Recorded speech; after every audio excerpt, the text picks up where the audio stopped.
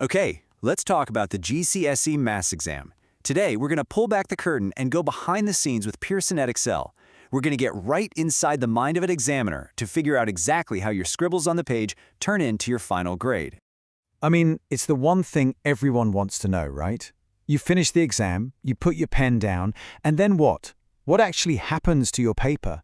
What is it that makes an examiner nod and give you the marks? Well, stick around because we're about to find out. All right, first things first, let's talk about the challenge you face in that exam room, because it's not just a single sprint, is it? It's more like a marathon. You've got multiple papers to get through, some where you've got your trusty calculator, and others where it's just you and your brain. But here's the thing you absolutely need to know. The rules for marking, the principles behind how you get your points, they are exactly the same for every single one of them. So, to really get a grip on this, we're going to zoom in and look at the whole process through just one question. We'll pick a really gnarly looking one and see how an examiner actually takes it apart. And here it is, question 23 from a higher tier paper. Yeah, take a second to look at that. It looks pretty intimidating, doesn't it? You've got letters mixed in with numbers, they're asking for a turning point, an intercept, and a sketch. Whoa, there's a lot going on there. But here's the first big secret, Any scary, complex question is really just a bunch of smaller, much more manageable steps. It's like a recipe. First, find that y-intercept. Easy enough. Then you've got to complete the square to find the turning point.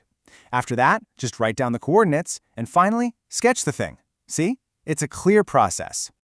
Okay, now for the really interesting part. Let's flip the script and look at this from the other side of the desk. We're going to see how this whole process is marked, because every single examiner has to follow a very strict guide. Think of it like their secret rulebook. So this is the million-dollar question. How do your workings, your methods, your final drawing, how does all of that get translated into marks? How does it become your grade? And the answer is this document right here, the official mark scheme. Now, this thing is so much more than just a list of correct answers. This is the examiner's complete game plan. It tells them exactly where to award marks, and just as importantly, why. So let's start decoding this thing. And the most important philosophy, the big idea you need to get, is that it is not just about getting the final answer right.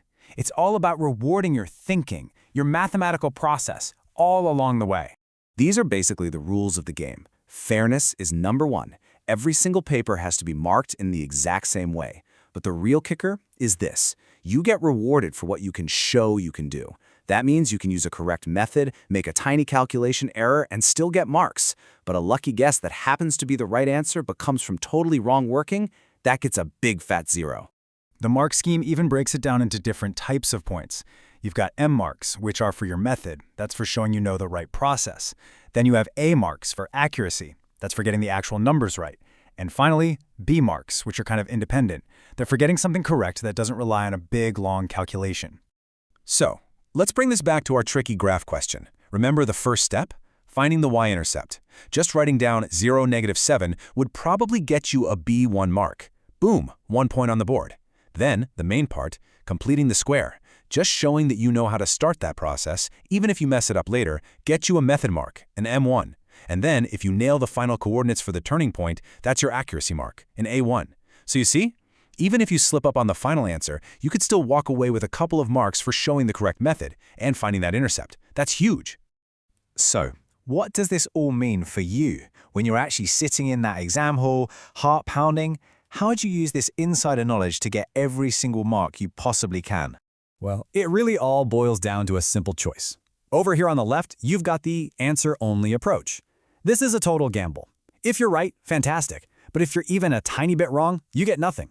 0. Now look at the right, showing all your working. This is the smart play. This is the safe play. This is how the examiner can give you those brilliant method marks. You're literally giving them a reason to give you points, even if you don't get it totally perfect. Look, the most important takeaway here is this. Showing your working is your safety net. It's what saves you from losing every single mark just because of one silly little mistake. It's how you communicate with the person marking your paper. You're telling them a story of how you tackled the problem, and you're proving you understand the math. So you see, the exam isn't just some big, scary test of what you know. It's actually a system, a game with a clear set of rules. And now that you know those rules, you can be so much more strategic about it. So the only question left is, how are you going to play the game?